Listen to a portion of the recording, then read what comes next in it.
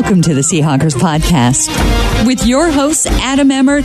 When he catches the wheel route, he prances like a ballerina is floating on a cloud. And Brandon Schultz.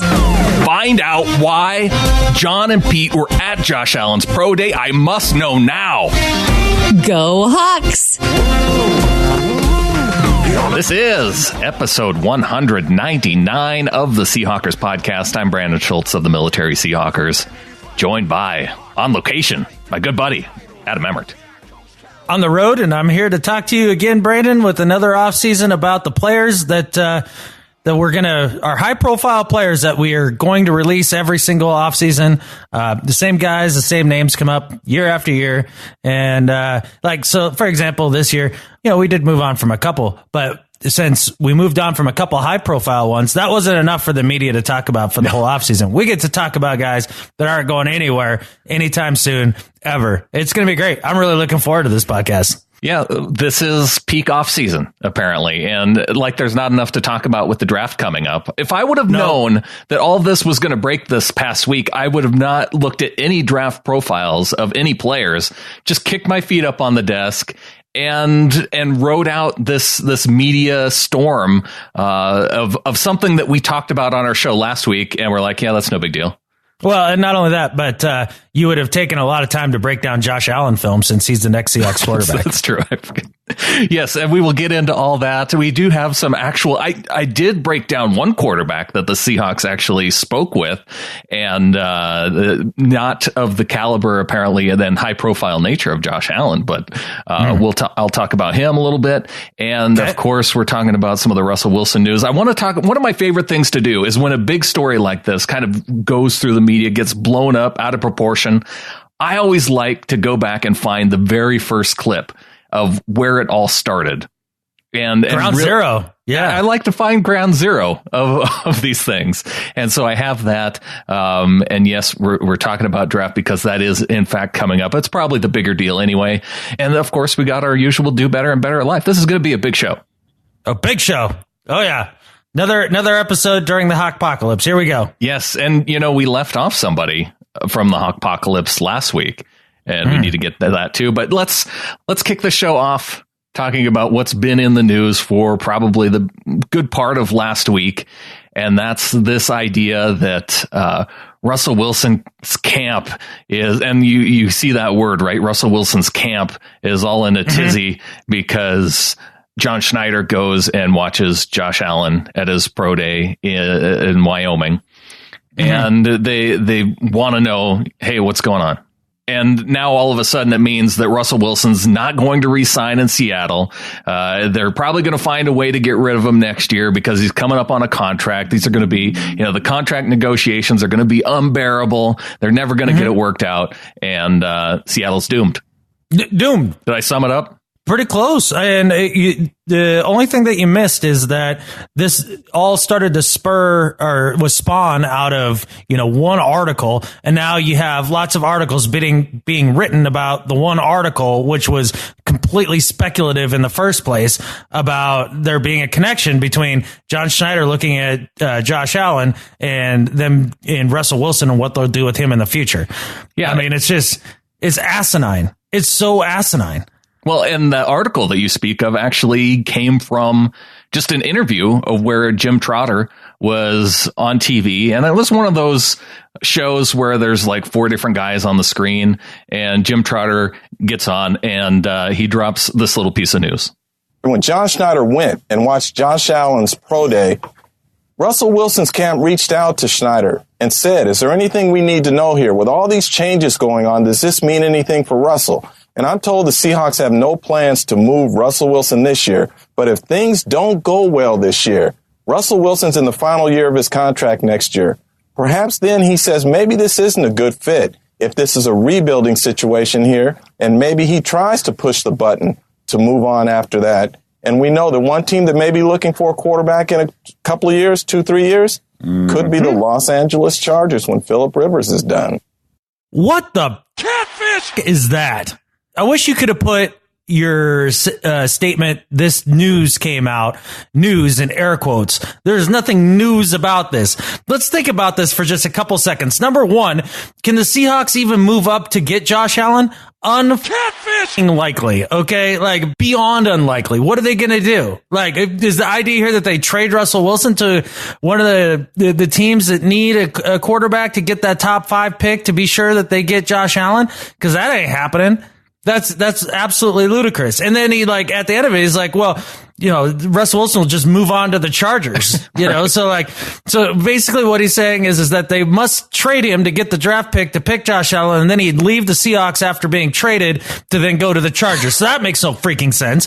And he says Russell Wilson's camp like reached out to talk to him to know what's going on. His camp? Was this his like throwing camp? His passing camp where he has little kids? Did one of the prospects at the camp like give John Schneider a call and be like, Mr. Schneider, what are you doing with my quarterback? No, that didn't happen. Was it his camp or him and Ciara camping on the Snohomish River somewhere? Like, and they called from camp?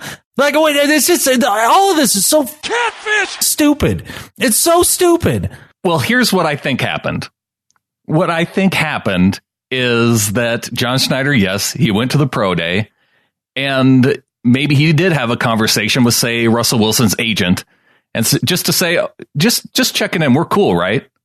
And John's like, yeah, right. We're cool. I'm just doing my job. And they're like, okay. Yeah. I think the biggest part of this isn't because essentially the first part of the report, the Jim Trotter, where he says that Russell Wilson's camp reached out to John Schneider. Yeah, that could all have happened. And then everything after that is all just speculation by Trotter. You know, if things don't go well for the Seahawks after this year, then Russell Wilson could be looking for a way out because he's going into the last year of his contract. I mean, what does that even mean? What does that even mean if it doesn't go well? Like, is 9-7? Is 9-7 another year that didn't go well? Did this year not go well for Russell Wilson? 9-7, you're giving them too much credit. The national media already thinks that the Seahawks are 5-11, 6-10 at best. So you're not even in the right mindset to consider this. So right, Jim Trotter's already thinking the Seahawks go maybe 6-10. Russell Wilson's going to be, you know, ready to get out because he's just pissed. He doesn't want to rebuild.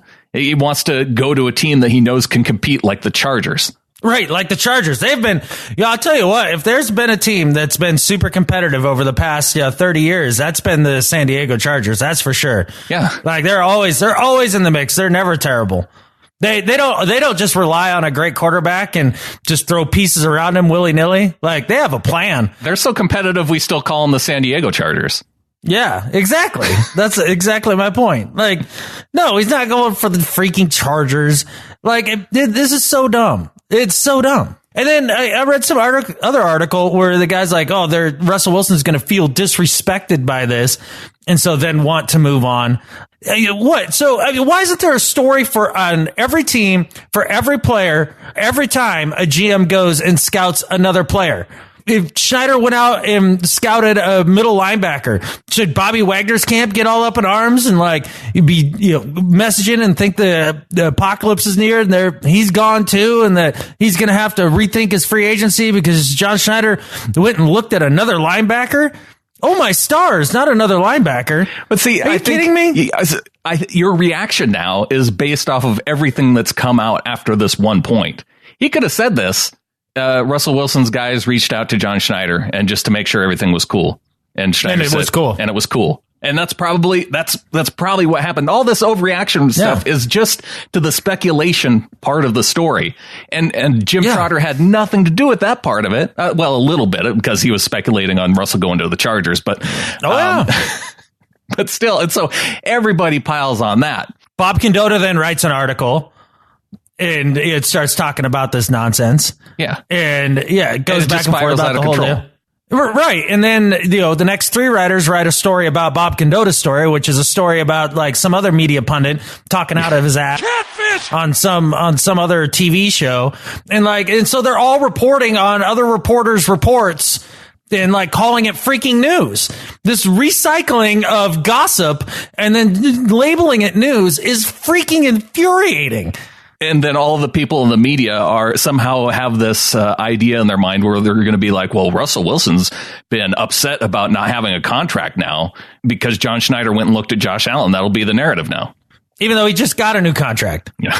He's in the middle part where players are generally happy with his contract. It inspired this little piece of fiction from one of our writers in the Ring of Honor. Okay. It was just another morning for Russell Carrington Wilson.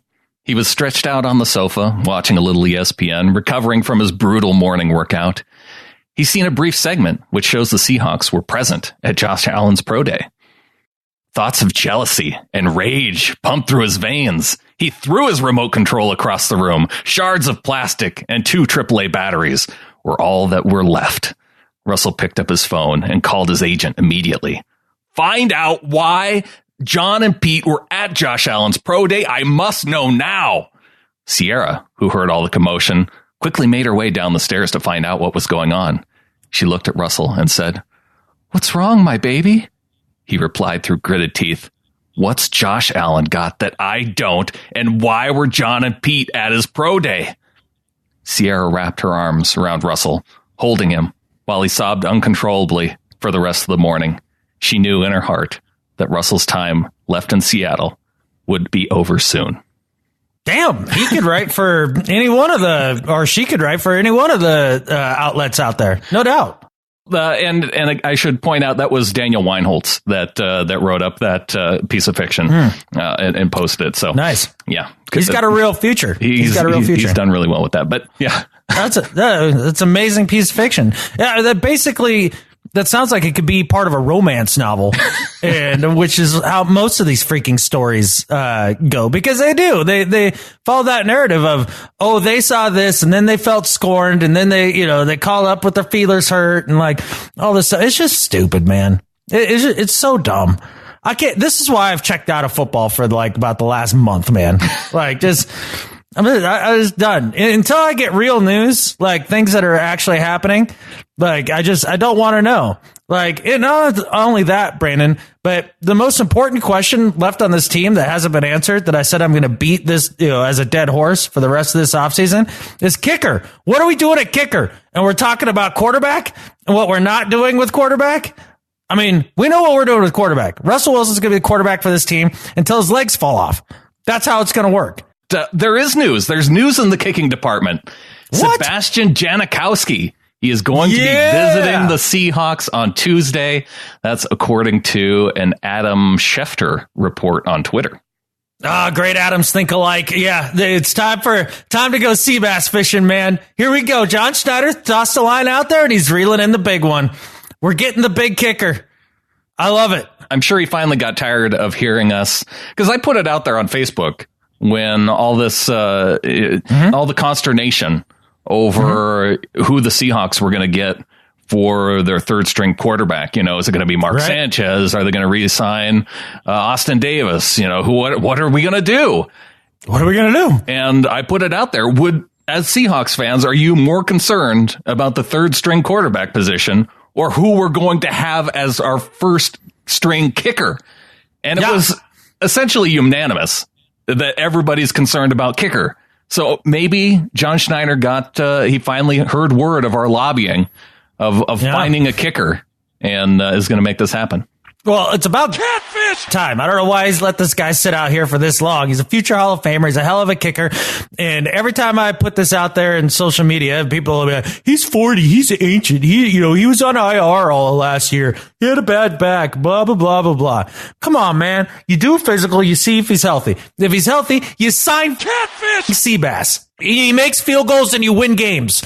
That's how it works. You have guys compete in the preseason, and then you'll know. You don't have to spend big money here.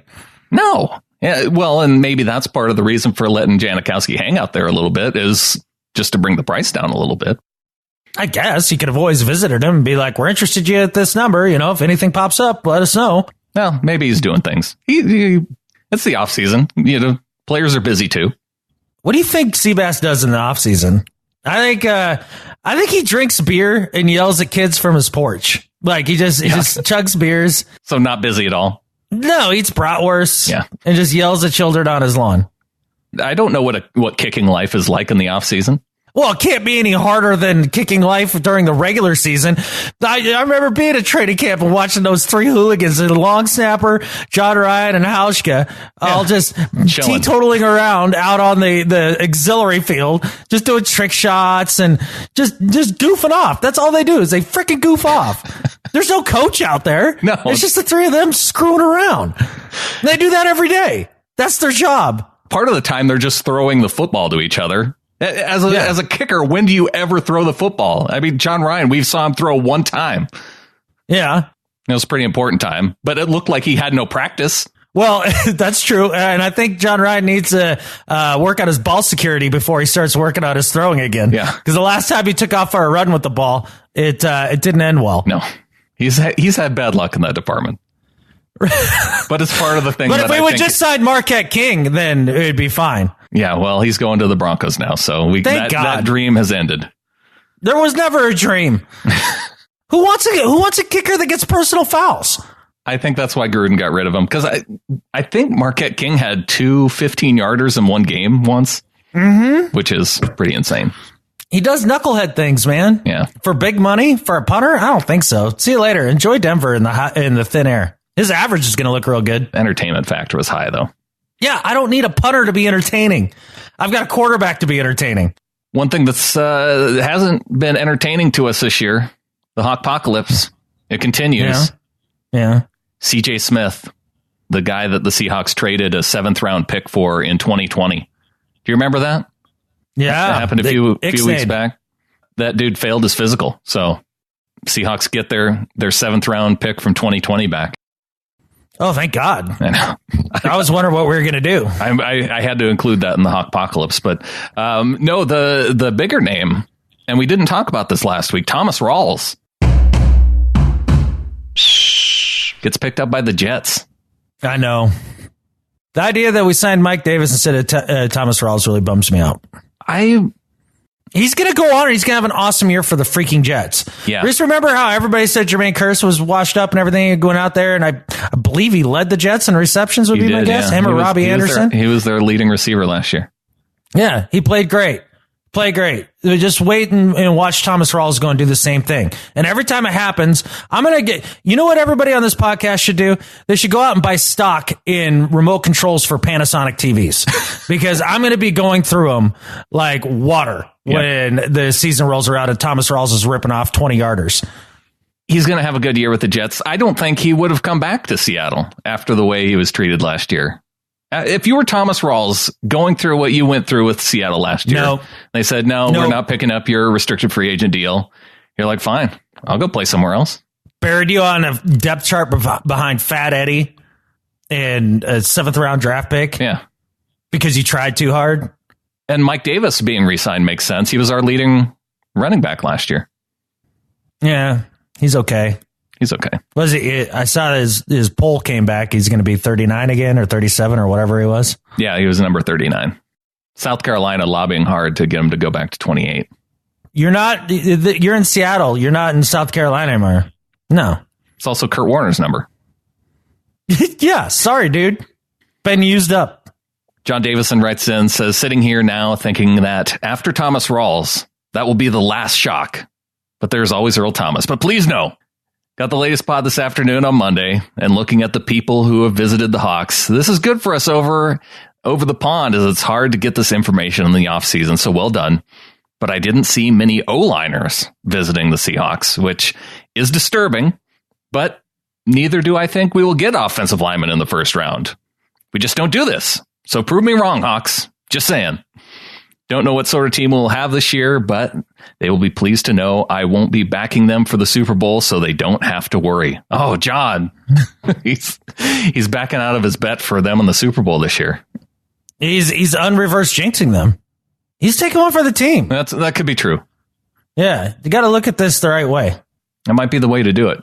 They brought in DJ Fluker. I mean, and I know there's people out there poo-pooing that, but that's a step in the right direction. And we'll see what they do in the draft. I'd be surprised if they don't draft at least one offensive lineman somewhere along the board. Oh, they have to at some point. Yeah. Especially seeing what Fluker got for a salary. I just think it makes it that more likely that position is going to be up for competition. Correct. Well, as John mentioned, we did put out our list of players that the Seahawks have met with or are visiting the Seahawks. And let's run down some of these players, Adam. All right, man. I want to look at the skill positions this week. And I mentioned at the top of the show, there was one quarterback, and it's actually a quarterback from South Dakota State, part of the FCS. So you're obsessed with this, man. I'm just obsessed with dudes from small schools, Go back to back in the day where, Dave Dickinson was coming out of Montana, and we thought he was going to be an NFL quarterback.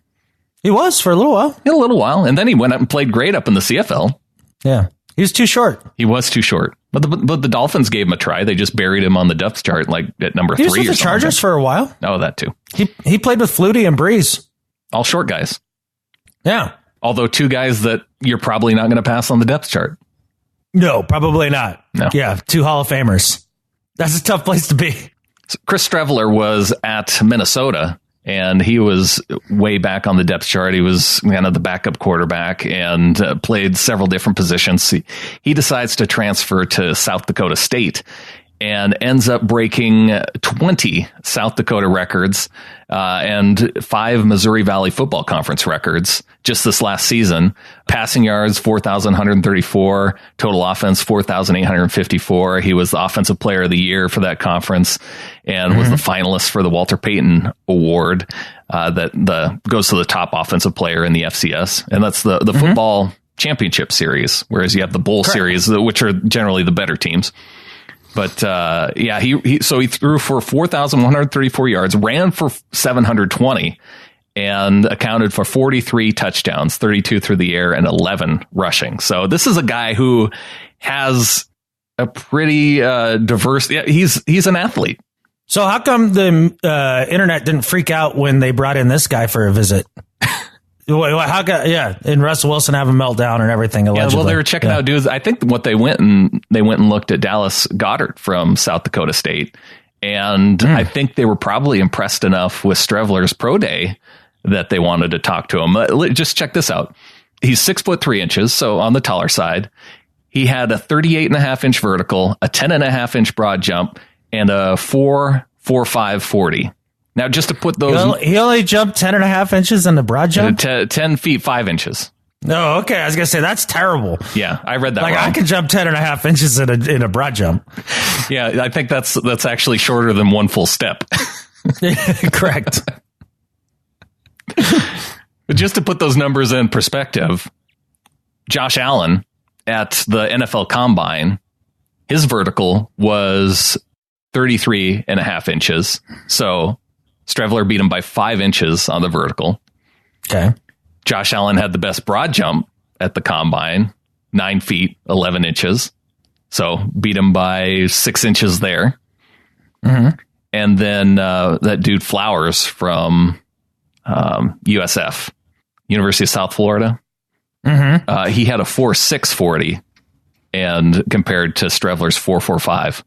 Oh, wow. He's a burner, too, at 4.45, huh? Wow. Lamar Jackson he didn't compete in any of the drills, so I would expect him to probably be more up there in terms of his athleticism. But yeah, just among the quarterbacks that competed at these, pretty impressive. Oh, yeah. No, he's an athlete. And can he spin it? Streveler has the best beard. Yeah, he would have been in the 4.3s if he'd have cut that beard. Probably. There's a lot of drag coefficient to that thing. Well, you ask if he can spin it. He has an interesting throwing motion. And I'll read. So it's kind of hard to find actual scouting reports on some of these FCS guys. So I went to Reddit, and a dude with the username the Ducky Dinja. This is going to be super accurate. It'll be super accurate. But I'll tell you what I saw based on what he saw. So mechanics. His arm mechanics are very inconsistent. His arm motion is rather strange. It often looks like he's pushing the ball rather than throwing it. But when he uses the more traditional arm motion, his accuracy suffers. His weird motion isn't necessarily bad. He keeps his arm high and his motion is quick. It's just unorthodox. And yes, it's a really compact throwing motion. But I think what he's picking up on is it's entirely an upper body. He doesn't use his lower body to throw the football at all. Huh. Interesting. He just whips it with his arm? Yeah. He does all right. Yeah, that sounds like he's Jay Cutler. You know what? That might be accurate. So he says talent. Arm talent appears despite iffy mechanics. Some power and accuracy to throws, even while he saps himself, and on the rare occasions where he properly engages, there are flashes of a plus arm. Ooh, of a plus arm. Yeah. So is that like a third arm? Like an extra arm? A plus arm? Like an add-on arm? Yeah. A plus arm. That's pretty neat. That's a new one. Does like that plus arm have a long lever attached to it? I'm very curious. I just like arm talent. Arm talent. Yeah. You can't just say he has a strong arm. He's got arm talent. So can you go on to like America's Got Talent and just do arm talent things? Arm talent. Like puppets and what other arm talents would there be? Like juggling? That'd be an arm talent, right? Sure. Or is that a hand talent? That's probably hand-eye coordination talent. Oh, but you do need arms to juggle, so it's part of it. Right. So there's a degree of arm talent involved there. There's a lot of places where that arm talent could come in handy for Mr. whatever his name is. with his plus arm, his extra arm. You should have that looked at by a doctor. You're not supposed to have 3. But that was the one quarterback that the Seahawks have apparently actually had a conversation with. And you're right, Adam. And John Schneider had the audacity to lay eyes on Josh Allen too. So there's that. Do you kind of get the sense though that the quote Russell Wilson's camp is like your girlfriend's best friend and sees you like catch a cute girl out of the corner of your eye and you kind of look for a little bit too long and the girlfriend catches you and like, so is there something here that we need to know about? Like, I totally saw Brandon checking out this other chick at the mall when you guys were there. Your back was turned, looking at wedding rings, and he stared at this girl's ass for 0.2 seconds longer than he should have. He's a dirtbag. Something like that. Yeah, exactly. Yeah, it sounds a little like that. Yeah. Well, we won't linger on quarterbacks too long because... wait, I mean, I'm just saying, like, I'm pretty sure among NFL GMs and quarterbacks, like, the same rule applies. You can look, you just can't touch, right? The thing is, there's no way Russell Wilson is insecure at all that somebody's going to come and take his job because there's nobody out there that can. Well, here's the hilarious part. This is the other thing that I forgot to bring up earlier with this. Like the week or two prior to this coming out, this news, quote unquote, is that there are all these articles about the Seahawks are now rebuilding around Russell Wilson. This is Russell Wilson's team. You know, like they're all down on Russell Wilson. Everything's going to revolve around Russell Wilson. And then the next week, they're moving on from Russell Wilson. They're looking at Josh Allen. You know what? You haven't done your review on the quarterbacks who can play. Right. Out of the top 5 quarterbacks, Allen is easily, I don't even know if he goes in the first round. Oh, he's going in the first round just by measurables, and he can thank Carson Wentz for that. Okay, you're right. But what you're saying is he probably shouldn't go in the first round. He shouldn't go in the first round. In your opinion. In my opinion, he's only going in the first round based on measurables, not on what you actually see. He does have arm talent, though. Really? Is it a plus arm? He has a plus arm. Wow. This is we need a federal inquiry into this. There's a lot of people with plus arms. Like, that's not good. Like, that's a lot of people getting cancer near mine or something. Like, you know, all these quarterbacks are going extra arms. Like Blinky, the three-eyed fish. Right. You can't have that. No. It's not good for you. Although I would like to see a quarterback with 3 arms. That would be entertaining. Well, it'd make the read option a little harder. to defend. Yeah. You just have a couple extra hands to hide the ball in. Especially if you're faking a throwing motion with one hand while holding the ball with the other two. You do the Brett Favre thing. Yeah. You do the jump fake pass. Yeah. At the line of scrimmage. Do that every time. Exactly. I like it. Well, moving on. Let's talk running backs. Do any of them have plus legs? I don't know. I guess we'll find out. Okay. Do they have leg talent? I would hope so. We need to. Yeah. Okay. All right. Let's go. This is going to be fun. Well, let's start off with Darius Geis from LSU. And he's a guy who is consistently ranked among the top 5 running backs in the draft. You usually see him at number 2, right behind Saquon Barkley. And he's projected as a guy who will go in the first round. Measurables exactly what not exactly, pretty close to what the Seahawks look for. He's 5'10", 224 pounds. He didn't do a broad jump, so you can't really measure the explosion there. His vertical was a little bit under what Seattle likes. Usually they look for guys over 35-inch vertical. He had 31.5, so a couple inches short there, and a 4.49 40. So this was the guy who backed up Leonard Fournette. And when Fournette went down at LSU, he filled in. He had a really solid 2016 season, 1,387 yards. He 7.6 average. He had 15 touchdowns, even had 100 receiving yards. And then last year, he almost matched those totals, but he fought through an injury through most of the season at LSU, still had 1,251 yards. His average suffered quite a bit. He had a 5.3 average, still had 11 touchdowns, 124 receiving yards. 2017 second team All SEC, the 2016 Citrus Bowl MVP. In 2016, he was the first team All American and first team All SEC in 2016, SEC All Freshman team. So he's been consistently awarded. If you really want a good breakdown, Sam Gold does a YouTube breakdown on Geis, and everybody's comparing Darius Geis to Marshawn Lynch, which draws the comparison to wanting to bring him into Seattle. I can see where it comes from, though. Yeah, I mean, any guy that takes on tacklers, they compare him to Marshawn Lynch, right? You know what I'm saying? Like, everybody's Marshawn Lynch. Yeah. Well, Geis even compares himself to Marshawn Lynch at his pro day. Well, I'm sure he does. He was talking about how, I think I run a lot like him. I want a player or a scout one day, like for one of these shows or whatever, to when they do their pro comp, like pick a middle of the road guy. Be like, I'm kind of like him. Instead of being like, oh, I'm the next LaDainian Tomlinson.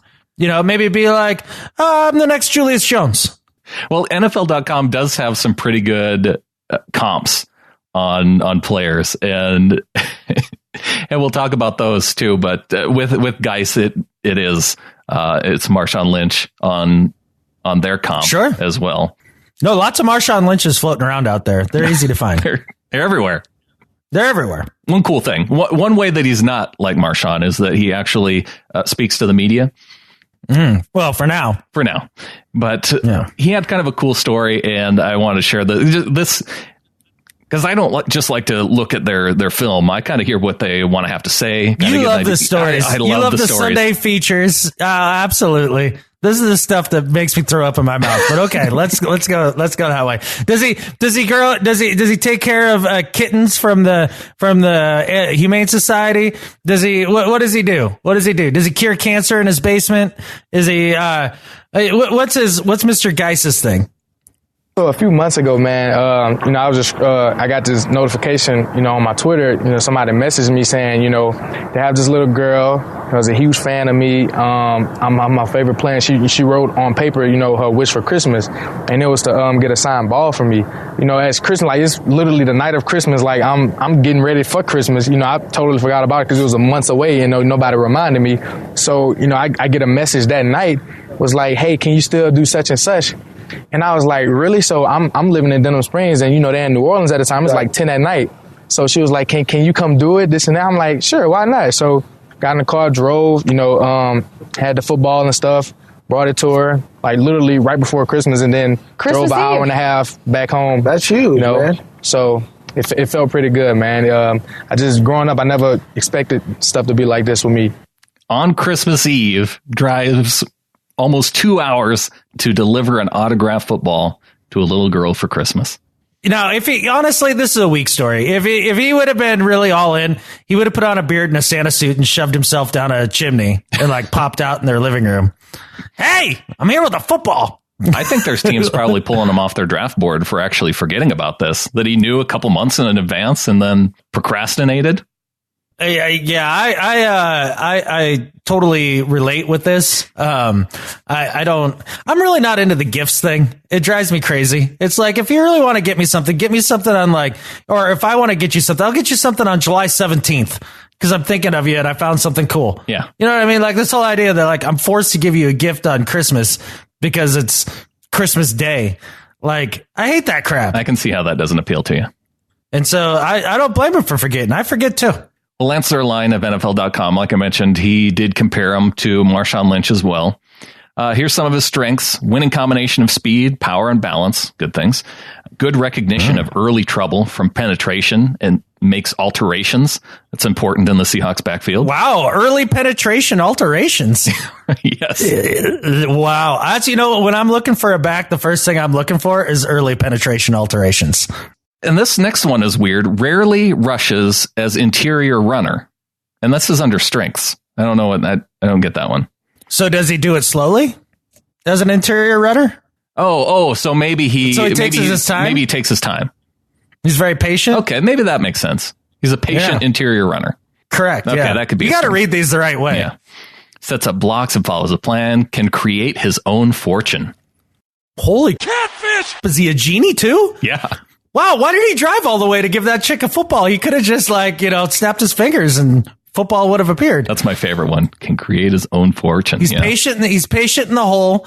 He has good early penetration, alteration, and he can just create his own fortune. He's a leprechaun. Shows ability to impose his will in the fourth quarter. I mean, you can impose your will in all the quarters. I'm pretty sure you can do that. That was kind of weird that he waits till the fourth quarter to impose his will. Well, he'll fit right in with Pete Carroll that way. That's, you know what? That's another one of these boxes that I think it checks off for me. Yeah. Weaknesses, dealt with recurring injury issues that short-circuited production throughout 2017 season. I don't know how that's a weakness. That's just being injured. Just weak. Obviously. Yeah. You know what? We need another injury-prone back. That's cool. But he played through it. That's why I think that's important.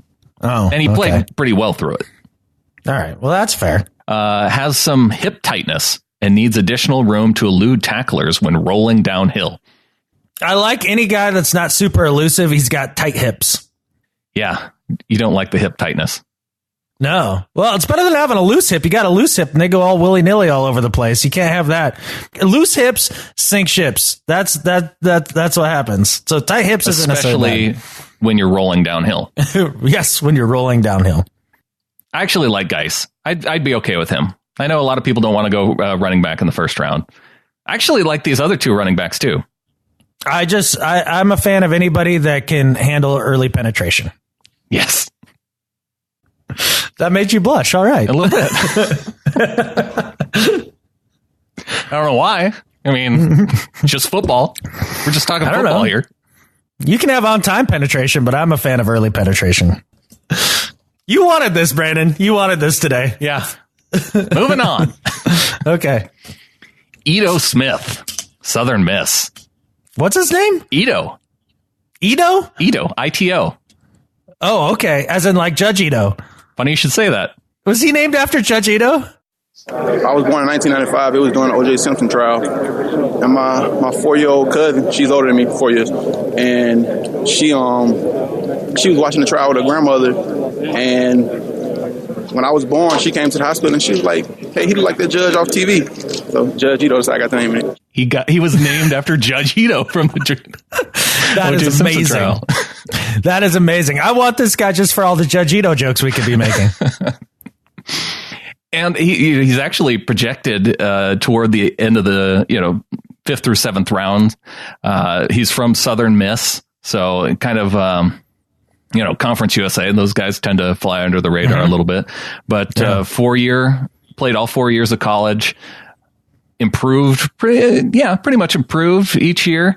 Had I think the thing that really jumped out to me about Ito Smith is that he both was a solid runner and pass catcher. I think out of all these guys, he probably caught more passes than any of the players that the Seahawks have talked to so far. Over 1,000. Oh, well, then we need him for sure, because if I know one thing about Josh Allen is he likes throwing to the check down. Yeah. So we're gonna need a back that really catches it well out of the backfield when Josh Allen's our quarterback. Give up on this Josh Allen stuff, dude. These people need to know how stupid they are. Yeah. And I'm going to take every chance I can get on this hour to do that. So what did Judge Ito, where do you rule Judge Ito will go? I think I'd use one of the 5th rounders on him. Okay. I think that'll be about the spot where he goes, just because he is under the radar. And I think the part of the reason why he drops down so far is because he's a smaller running back. He's only 5'9", 200 pounds. Ran a 4.53 40. Will not be a Seahawk. You think he's too small?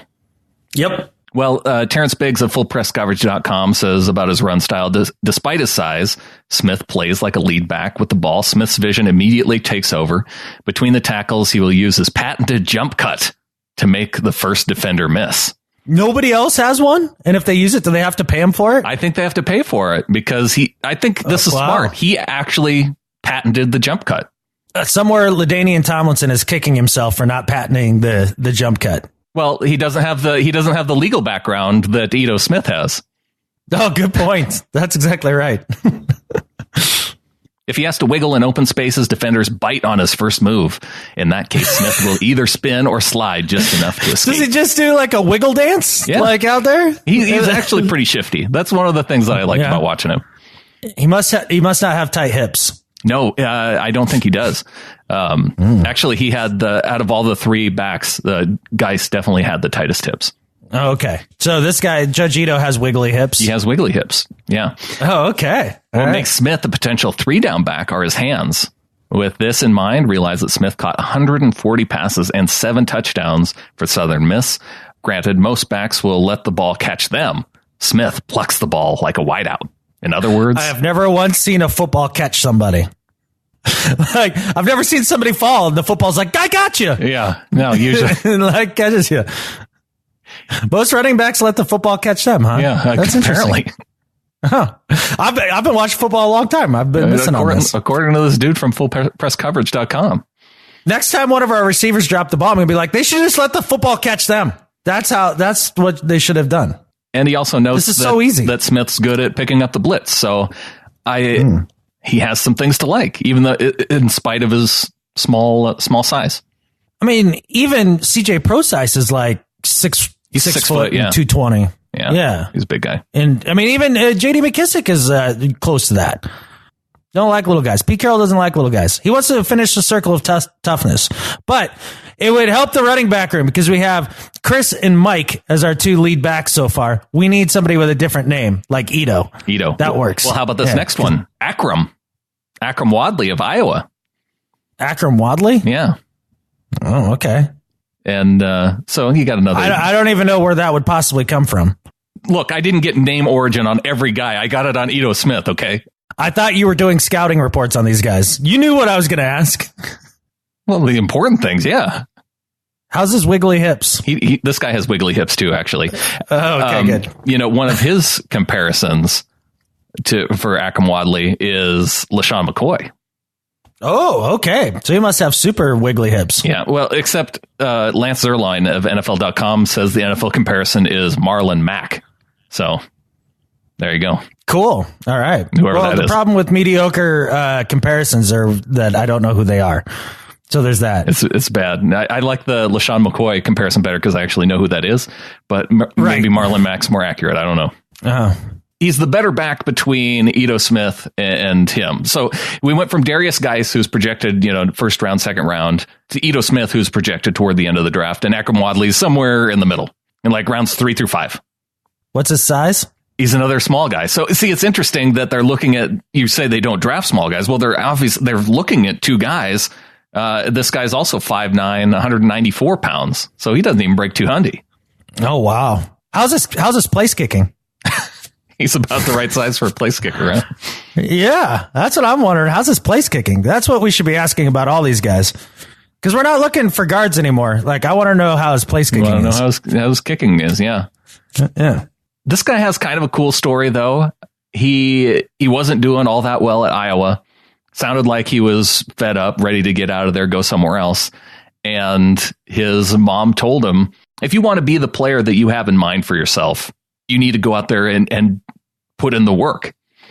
And I guess he had trouble fumbling and does the cliche thing of walking around campus with the football and actually got things under control and ended up being a starter his last year at Iowa. Strengths. This is from NFL.com's Lance Zierlein. Strengths, premium athletic ability. Feet are light and electric. Has the talent to elude sudden penetration into the backfield. Ooh, so maybe not as good with the early penetration, but sudden penetration. He can elude the sudden penetration. That's probably good. That'd be really good if you were in prison. I have no idea what that means. Andy Dufresne. Like, that's all you need to know. Improbability in open field is improbability. That almost sounds like improbability. No. Improbability. Improbability in open field is star quality with tight quarters footwork of a European soccer star. Okay, This so is really did this guy detailed go and to not made up at all. Did this guy go to a creative writing school? Like, what's his degree in? The guy who's writing this scouting report. Yeah. It's got to be in creative writing. Okay, let's see where Lance Zierlein went to school and what for. Like, to be an NFL scout these days, you have to write it so that it's entertaining for the GM to read. You can't be like, he's good at running, he's good at catching. You can't just be like, he's really good at catching the wheel route. You got to be like, when he catches the wheel route, he prances like a ballerina that is floating on a cloud. Like, is that how you have to write scouting reports now? He graduated from Lamar Consolidated High School, which sounds like a made-up place. It is a made-up place. Following high school, he attended Tulane University, not a real university. We all know there's only a one-lane university. There's no two-lane university. After college, Zierlein created Pigskin Sports, which was a sports analysis company. Oh, well, that sounds like a gross sport. They're playing with pigskins all day. He began his career working at 610 KILT, Kilt. There's no radio station in America that's called Kilt. This guy's fake. It's an entirely fake profile on Wikipedia. That's pretty good. What's his middle name? It doesn't say. Oh, usually they have a good middle name in there. Yeah, he should. On a wiki page. Yeah. We should make up one for him. Let's put a middle name in for what's his name? Lance Zierlein. Lance Zierlein. Lance Zierlein needs a middle name on his wiki page. So I'm putting it out there to the listeners. Somebody has to come up with a good middle name for Lance Zierlein and update his wiki. This needs to happen. And we need to update his whole wiki page with some of his draft terms. We need to talk about how he handles penetration. Yeah. We need to, yeah. How he compares guys in their tight quarters footwork to European soccer stars. What else does this running back do according to the wordsmith scout Zierlein? Yeah, this one's not as exciting. Has experience lining up in the slot and is difficult cover for linebackers. See, that one speaks to me. That one makes sense to me. I know what to do with that bit of information. Weaknesses: lacks frame to carry desired weight of an every down back. Gets hung up on a state of stutter steps and shakes if clearly defined point of entry isn't there. Has narrow upright base and is missing leg strength and contact balance to break tackles. Well, that sounds dire. Yeah. Route running and consistency of effort and pass protection both need improvement. Well, everybody coming out of college, that's what they say. Well, and he's a running back. Yeah. The route running part. Well, it's the pass protection thing that keeps a lot of guys off the field their first year. Yeah. That's why Kristen Michael couldn't get on the field for a long time. That's why? That's among the reasons. Okay. I think he was the most, out of all the running backs, though, he was the most fun to watch. Oh, okay. All right. Well, let's stay in the running back. We don't have to spend a lot of time on this next guy. Khalid Hill, Michigan, fullback. Are you sure it's not Khalid? No, it's Khalid. Really? Yeah. Okay. I put the work in on this. No, I'm just asking. So how's Mr. Hill? The one thing that I really liked about Khalid Hill in his junior year, he was essentially the Michigan Wolverines goal line back. Oh, we don't need one of those. We throw on the goal line. Yeah, right. We do need guys to get those 3rd and 1, 3rd and 2s, though. No, we don't. Because we're going to be in 3rd and 11s. No, we're going to fix that this year. Oh, of course. Right. I think that's why you look at a guy like Khalid Hill. And gotcha.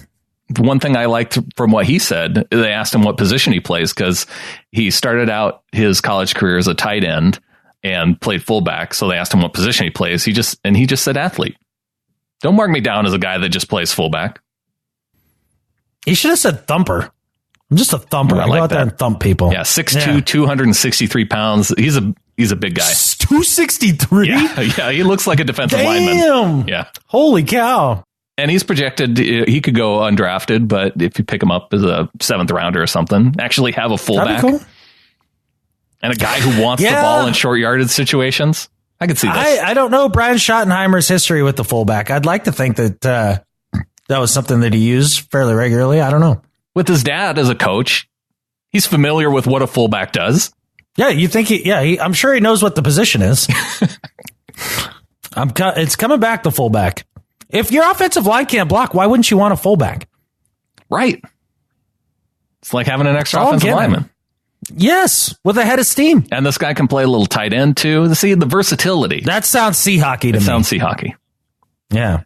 What's his draft report sound like? Did Lance Wordsmith Zerline come up with another doozy for us? Apparently they don't even do fullbacks on NFL.com. Oh, wow. Yeah. Well, how am I supposed to know how he handles penetration? Yeah, it's too bad it's too bad we're through all of the running backs and fullbacks, because I don't think we're going to talk about penetration at all with the wide receivers. No, he thumps direct penetration. That's what needs to be said about Khalid Hill. All right, moving on to the receivers. Penetration. It's a fun word to say. It's a football word. It made you take your hoodie off. I know it's getting crazy. Getting hot in here. Yeah. Woo! Fullbacks. Yeah. Moving on to receivers. Christian Kirk of Texas A&M. You see him ranked in the top 5 of wide receivers coming out in the draft. Has all the measurables that the Seahawks look for. 5'10", 201 pounds. He has a 4.4 40, 4.46. Sub 7. What's his 3-cone time? 7.09. Okay. So sub 7.2 is generally what you see from Seahawks receivers. Mm-hmm. A 9'7" broad jump. That's a little under. I don't care about that. And the 35.5" vertical. Only things I care about with receivers is 3-cone time and if they catch. Yeah. Because it's all about those first few steps where you get off the line, right, and create separation. I mean, look at the way Doug Baldwin runs routes. Yeah. It's because he's super quick off the line. And then everybody's fast at that point, right? Like, so if you can create separation at that point, then you're good to go. And then I don't know about you, Brandon, but I care about if they catch the ball or don't catch the ball. That's generally a pretty important aspect of receiver. Right. I like receivers who can catch. All right. And I think this is a guy who can. You see Tell me about him. You see some comparisons to Steve Smith. Lance Zerline of NFL.com has Sterling Shepard down as his NFL comparison. Okay. Here's his overview from Zerline. Kirk is a well-built, mentally tough slot target whose game is built around pace more than explosiveness. His lack of speed and length make him less likely to impact games down the field, but his footwork, route tempo, and hands should give him an opportunity to find catches underneath. I like him. And he, you can disregard the first half of that entire report right there. Yeah. All I needed to hear was the second part of that. He had, in 2015, 80 passes for over 1,000 yards with 7 touchdowns. I think that was when Manziel was throwing. 2015? Was Manziel still there? No. Yeah? I think so. He actually had Manziel come and throw his pro day workout because his quarterback was hurt or something. And, Manziel's looking for some shine right now. Yeah, he is. So, yeah. 83 receptions with 928 yards and 9 touchdowns in 2016. He's been playing well there at A&M. Here's the strengths. Takes optimal release angles against press. That's something Doug Baldwin does. Quick in and out of breaks with sharp turns. Oh. Impressive on whip routes. How's his nay-nay routes? For anybody who doesn't know what a whip route is, that's where the receiver acts like he's going to run inside and then quickly turns outside to the sideline. That's not true. That's not true. They run out there and they make a whip cracking motion with their arms. It's also known as an Indiana Jones route. And his strengths offers both kick and punt return value. Well, that'd be cool for Tyler Lockett backup, I guess. I don't know. I'm fine a receiver. I don't need to draft a receiver. I don't care about receivers. If I were part of Doug Baldwin's and Tyler Lockett's camp, I would be asking questions. Woo, man. What's my future? What are you looking at this guy's for? Yeah. Weaknesses. Quicker than fast. Okay. I don't know what that means. Oh, that's one that actually makes sense. Okay. You can see two different guys. Like, for example, Wes Welker, quicker than fast. This guy has a 4.46 40 though. Like he is fast. I don't care. I don't care what the 40 time is. Like, Jerry Rice didn't have a great 40 time, but he was fast, right? But there's definitely guys that are quicker in the sense that they're shifty around the line of scrimmage. They go from 0 to 40 faster than everybody else, but from 40 to 60, they're not quite as fast as your burners, you know? And that's a weakness? That's fast. No, it's not a weakness. I don't understand why that's in the weakness. Okay. Yeah, because it's everybody in the NFL gets so enamored with deep speed, right? And the idea to me is that 80% of the balls that you're going to be catching are going to be within 20 yards. Well, Paul 15 Richardson yards? was supposed to be a fast guy, and he was always jumping up over guys and winning contested passes. So it didn't matter because everybody's fast in the NFL. Right. Everybody's fast in the NFL. So you want to know if they can catch. Another weakness, benefited from variety of rub routes that got him wide open. Ooh, I want to experience the full variety of rub routes. That's another weakness, though. That this is just. That would be a weakness in the NFL for any team you play for if you use a lot of rub routes, unless you're a Patriot, and then you get away with all of them. So he's going. But otherwise, they call that a pick play. Yeah. In Seattle, that's what we call pick plays, or that's what the refs call pick plays. Let's put it that way. Here's Keith Kirkwood Temple, the next guy on the list. I don't have a scouting report on this guy either. How did I miss this one? Student, athlete, father, and inspiration. Keith Kirkwood's story. Oh man, another Sunday feature. Okay. Do you have some sappy music to play while you read this? No, I don't. Okay, here, draftanalyst.com for Keith Kirkwood. Pros, big-bodied wideout with an underrated game. So this is the biggest wide receiver of the group, 6'2", 225, 4.48 40. Comes back to the ball out of breaks, uses his frame to shield away defenders, and extends his hands to offer the quarterback a target. All good things for a receiver. Wow. Plucks the ball from the air, displays soft hands, and plays with outstanding balance and body control.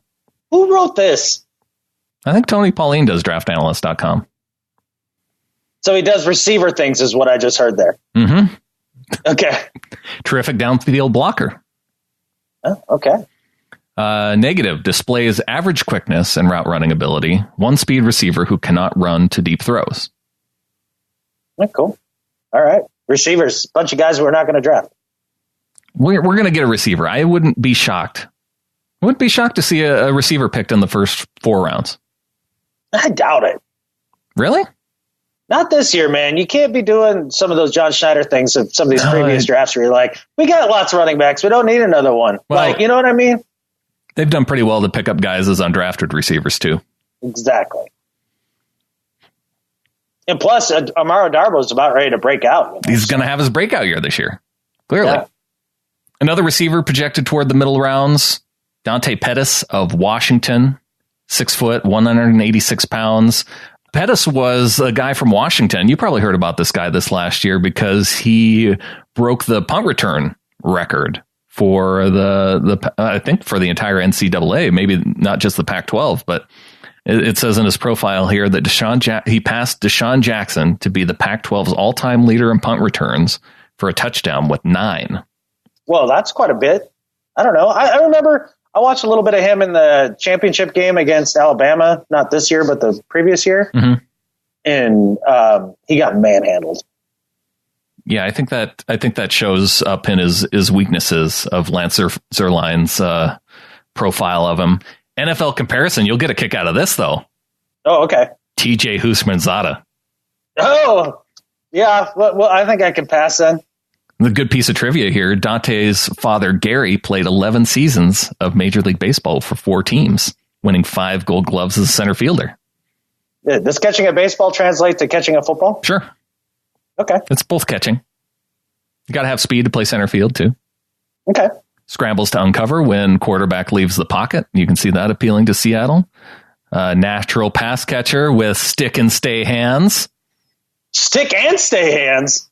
I want all the receivers from now on to have stick and stay hands. Is that something you can buy? That sounds like shake and bake. Also has sudden hands. They stick and stay suddenly? They're sudden and they stick and stay. This guy's a keeper. One of the weaknesses, had 6 of his 7 receiving touchdowns against Fresno State and Oregon State. Mm-hmm. I guess they're bad teams. That's why that's a weakness. Physical cornerbacks can throw him off his game. So you said you saw that. Here's one I don't know what it means. Can do a better job of stacking cornerbacks once he has them beat. Like in a pile? I guess. So he like beats them and then stacks them in a pile. He can do a better job of that.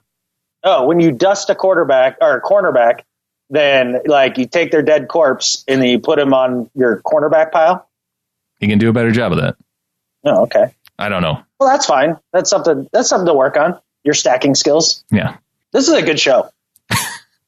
After our talks about penetration, I don't even know if I want to go on to the tight ends. No, I don't want to go on to the tight ends. I think I've had enough of draft recruits. Okay. Dallas Goedert, Will Dissly. They'll have to wait for another time. Okay. What do you say we get into the second half of the show? Thank God. Let's do that.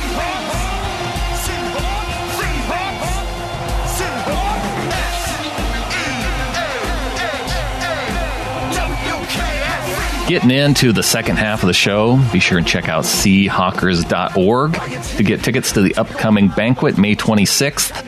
Seahawkers.org. It's always a fun time to get together with your fellow Seahawks fans in the off season. If you're a Seahawker, you got to be a member of the Seahawkers to go to the banquet. And it sounds like, talking to the Central Council president, there's going to be, Marcus Trufant, you have a former player emceeing the event. And it sounds like there's some other names that they're going to be coming out with here in the coming weeks leading up. So get your tickets now, seahawkers.org. Yep, pretty cool, man. And great food. Absolutely. I'd like to welcome a new member of the flock this week, Mike in San Antonio. Sends in, this isn't through gettingtheflock.com. He went to seahawkerspodcast.com/support and sent us $10 through PayPal. Oh, dude, that's super awesome. Thank you, man. Yeah, welcome, Mike. Mike in San Antonio says, just started listening to the podcast. I dig it. I'm a Seahawker in the great state of Texas. I knew I was committed to the podcast when I heard mention of Cup from the Autobots. Thanks for keeping me entertained and connected. Hey man, if you're enjoying this now, just wait till the season, bud. Because these ones are I don't know, suboptimal. You always say that, but I always feel that way. Yeah, we have fun in the off season, Adam. Yeah, for a little while. Not looking forward to June, but no. June's always a tough month. Well, I'm looking forward to June because I'm going to be on the river, but I'm not looking forward to June for podcasting purposes. I think we're just going to we're going to pre-record our entire month of June and come up with a series that covers the month of June. Oh, okay. I think we need to change it up this year. I'm for that, and because we know there's not going to be any real news that comes out. No. God, no. Nothing ever happens in June, except for bad news. That's a lot of preparation for a guy who kind of wings it. Well, thanks to Mike. He was our only one. We're at, although we did have another, I think Alex got back in. So we're at 249. We lost 2, picked up another one. So we're not quite at our 250. Going for 300, though, by the start of the season. Yep, by the start of the season. Yeah, we'll get there, man. No, everybody else is just as bored as we are right now. We did have a couple people, I think, drop off because the ads in the last 2 shows. That's why? I'm going to say yes. Oh, okay. I think you're projecting. At least with one, but... Oh, that's what they said? Yeah. Well, whatever, dude. We keep getting them checks. No, it's your mantra. Yeah. And I think we'll probably end up donating out most of the what comes in from ads anyway. That's what usually happens. Yeah, absolutely. You think that signed jerseys and mini helmets and all that swag for... Well, I wasn't even thinking about swag. I was thinking about the turkey donations around Thanksgiving. Yeah. The Ronald McDonald House. Yeah. So we'll be doing stuff like that. We donate to the Seahawkers chapters that are running stuff. We did the Cliff Averill, the Homes for Haiti a while back. Yeah. That's okay. You should probably stop being a little flocker because we ran a ad. That makes sense. It's okay. People in Haiti don't need the money. That's exactly right. Yeah. That's a pretty hardcore guilt trip, though. I'm sorry, I feel a little crusty from all this Russell Wilson talk still, like it makes me angry. And I take it out on our little flockers, and it's not fair. I think we went overboard on that one. I want to pull that back a little bit. All right, let's rein it back in. I'm sorry. Okay. Yeah. Let's move it on to a review. Oh, all right. This one from, it's by the Golden Girls Pinterest group. It's a really strange username. Did you get with your fellow Pinterest groupers for the Golden Girls and write a? And they all banded together to write a review on iTunes. It's amazing. Yeah, I didn't know you guys were such a tight knit group. We're a tight group. Yeah, great podcast. Long overdue review. This is my must-listen podcast each week. All other podcasts get pushed to the side when Brandon and Adam put out the Seahawkers podcast. They're humorous while being insightful and have a great camaraderie between them. The sound quality is excellent, where they both are clearly heard due to the contributions of the Flockers to get them the type of recording equipment this multinational podcast deserves. I encourage all to get into the flock. I raise my glass to you. Oh, raising it back, man. Thank you, Golden Girls Pinterest group. You guys are very kind. It's nice of them to band. Maybe next time you could individually write reviews. It would help us out a little bit more. But that's cool that you got together. I'll take a group review. That's fine. Actually, I think the group probably just consists of two of us. So I probably do know who this person is. Oh, okay. Well, they did it. They did an excellent job. And the little flockers do an excellent job. Yeah, because we use that money to, we give away a lot, and then we buy equipment to make the pod sound good. So, yeah, we're getting rich. We're definitely not getting rich podcasting. We're getting rich. If you do want to get in the flock, getintheflock.com. And supporters, you get the ad-free shows anyway. So as long as I remember to get the feed out to everybody. Right. Yeah, so if you're offended by the ad, if you're a flocker, you don't get that. You don't have to listen to the ad. You don't have to listen to the ads. We need to communicate this better, apparently. Yes. Okay. I'm too busy running ads on the show. Right. Yeah, and procuring more. Yeah. Samuel Kirk emails in, would it be a good fit for the Seahawks to look at Eric Reed and Colin Kaepernick as addition to the roster, or even just a tryout? I mean, you can get them pretty cheap on a 1 or 2 year deal, and they are quality players with something to prove. Love your show, and keep doing better. No, thanks, man. That was a solid email, because I think the answer is yes. I think it's worth kicking the tires on both those players. Again, we're talking third string quarterback, though. I know. Actually, Eric Reed is the one that I'm more interested in. Yeah. He went and tried out with the Bengals this week, or visited the Bengals. Yeah. He's going to get a job.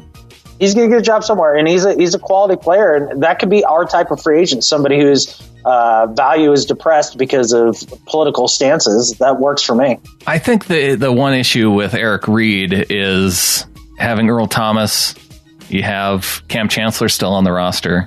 You signed Bradley McDougall. And then you have the rookies that you drafted last year, Delano Hill and Tedrick Thompson. So you're pretty deep, I think, without not bringing another free agent. Yeah, I think, and he doesn't play kicker, so he's not. Neither of those guys are kickers. No, so sorry, Samuel. Yeah, it was a good thought until it wasn't. I had to do better and better at life. You got to do better. I do better this week. Sports Illustrator writer for the MMQB, Jacob Feldman, wrote an article this last week, maybe 2 weeks ago now. It says, just publish the Wonderlic scores, all of them. The Wonderlic scores are, for those who don't know, it's a ridiculous test that it actually, as Jacob writes in a story, predates World War II. It's been used in the NFL for more than 40 years. And it's a 12-minute test, 50 multiple choice questions. These are supposed to be tests that are that don't become public. It's supposed to only be for team knowledge. Yet every year, these scores come out, and it's usually to ridicule some player about how low they scored. Mm-hmm. And so Jacob thinks that somehow the answer is publishing all the Wonderlic scores. It's not the answer. The players are still going to get ridiculed over their low scores. And I don't understand. You have players that go to the combine and due to an injury or whatever, or maybe they just, like Lamar Jackson, he decided, I'm not going to run the 40. You can just decide that. Yeah. I don't understand why players just don't decide that they're just not going to take the Wonderlic test. Sure. What does it do for you? It doesn't do anything. Yeah, what's the NFL going to do? Take your birthday away? Yeah, and what's a team going to do? They're going to interview you and see if you know football or not. This is not a test to tell whether or not you understand the game of football. You can score low and be a good football player and be a smart football player and understand the game. And just be stupid and everywhere else in life. That happens a lot. A lot of these low scores is because they don't even care, because the test doesn't matter. That's why their scores are low. You just go abacadabra down the whole thing. That's right. Yeah. Doesn't matter. So Jacob Feldman, for the idea that somehow publishing all the Wonderlic scores is going to be some great revelation for everybody involved. Do better. Yeah, man. The whole Wonderlic needs to go away as a whole. And not only that, but like, oh, I'm so embarrassed my Wonderlic score came out and it was low. Hey, your Wonderlic score was low. Oh, no. Well, I'm crushed. And maybe players don't care. And maybe that's why they decide that they're going to take it and just, if it comes out, it comes out. But yeah. I don't understand I don't understand the fascination of reporters to think that it's worthy, newsworthy even. No, it's dumb. That needs to go away. I mean, they're almost as pointless as the SATs and the ACTs. Well, those help you get into college, but generally not published. They shouldn't be what helps you get into college. College need shortcuts. Yeah, that's true. NFL players, they get interviewed, so they don't. Yeah. Teams don't need. You think that there's a GM out there going, "Oh, cross this guy off the list."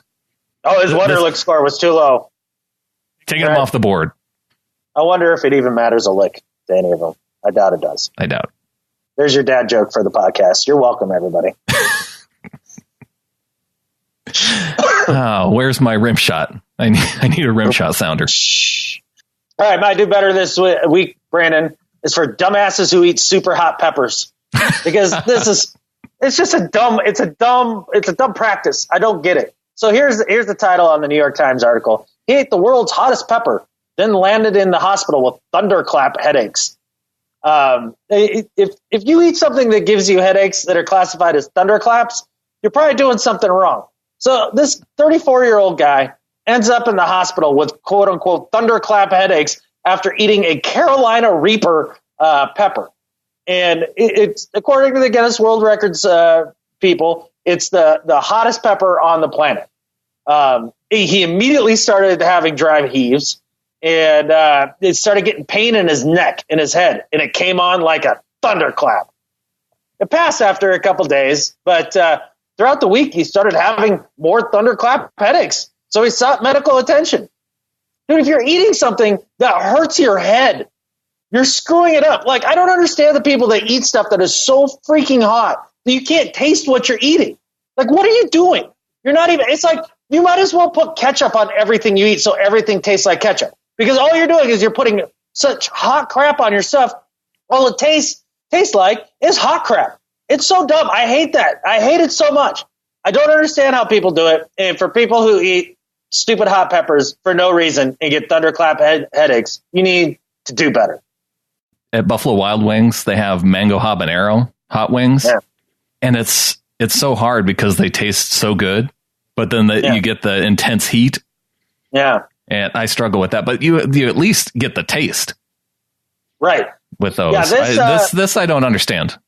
Yeah, so this particular pepper, the Reaper, has been measured at more than 2 million Scoville heat units, which is now the acceptable scale for how hot peppers are.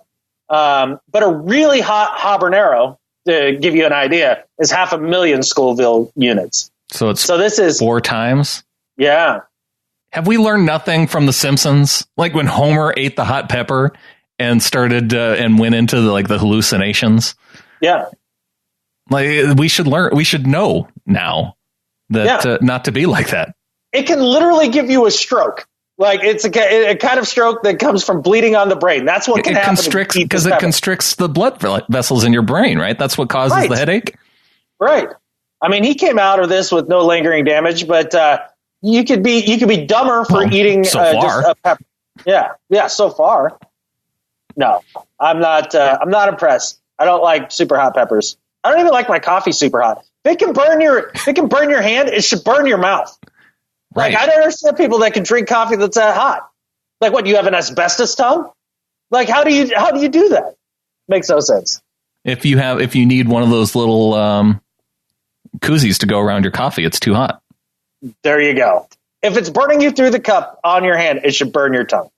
And if a pepper is the hottest pepper in the world, if it burns your finger when you touch the pepper, don't put it in your mouth.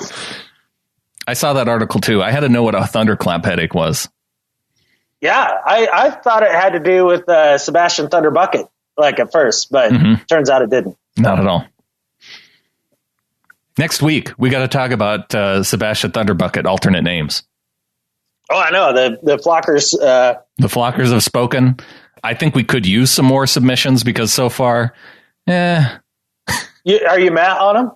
Yeah, I don't know. Again, I said going into it, I didn't think anybody could come up with anything better. That's true. And so far, they're proving me correct. Okay, all right. But there's some good ones in there. I just don't know if they're as good. They need to switch their naming energy and get on Lance Zierlein's Wikipedia page and come up with a new middle name for our poet. Maybe pick a combination of Lance Zierlein's kids' names, and it could come up with a pretty good Tom Johnson name. Oh, there you go. That would work.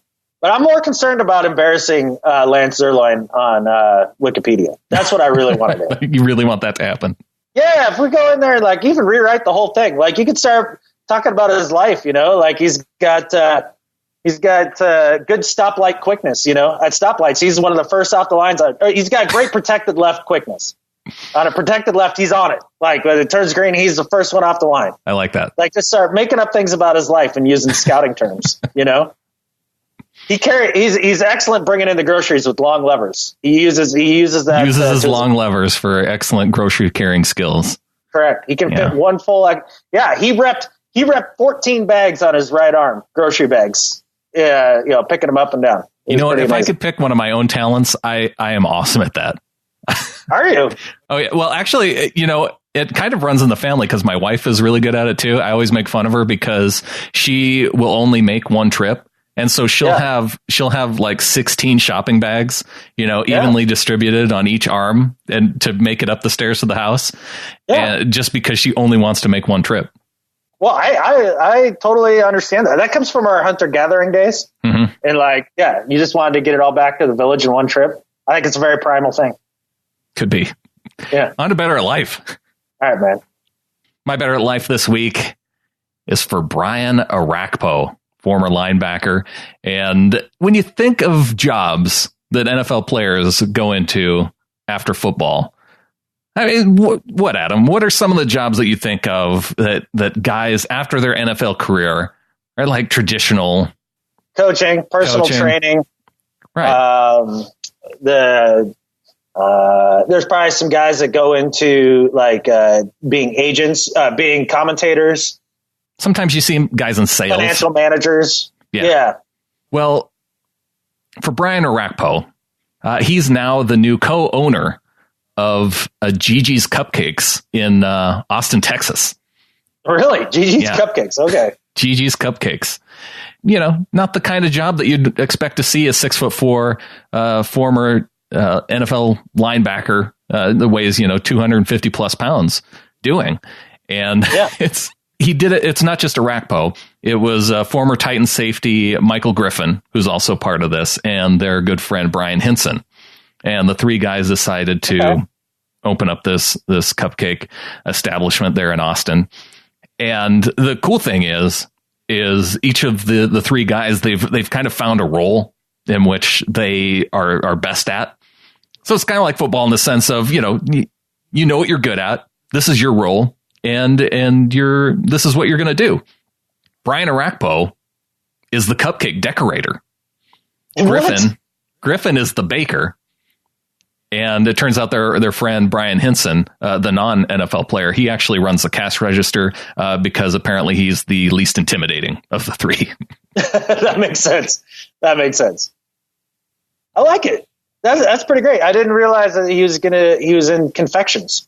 Yeah, and it's pretty fun seeing him frosting cupcakes as part of this story. So check it out. Cameron Wolfe on ESPN had this article, and for that, Brian Arakpo, better at life than Skip Bayless. Very nice, very nice. Well, my better at life than Skip Bayless this week is also for a former NFL player, former Tampa Bay Buccaneers center Joe Hawley. And this is a man after my own heart because as my esteemed partner in wheel grinding told me the other day, I'm really into dirtbag living. Apparently, that's how I want to live. Is that like people who are tiny housers?